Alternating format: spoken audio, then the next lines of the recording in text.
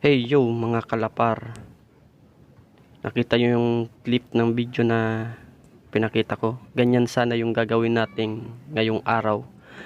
Kaso lang, itong mga young bird na tinitrain natin, nakawala dito sa viewing area. Itong screen na nilalagay ko dito sa viewing area sa taas ng kulungan, nakalusot sila.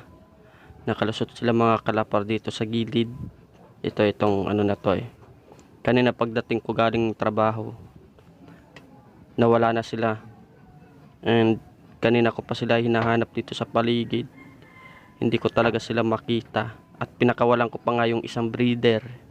Ito siya sa poste.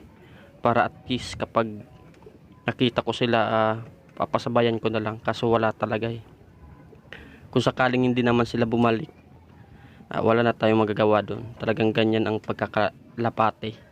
It's a part of the game, ika nga. And yun, kung ang makapanginayang lang dun mga kalapar is may isang future breeder sana tayo dun kaso wala. Ganyan talaga. And yun, hanggang dito na lang. Bye.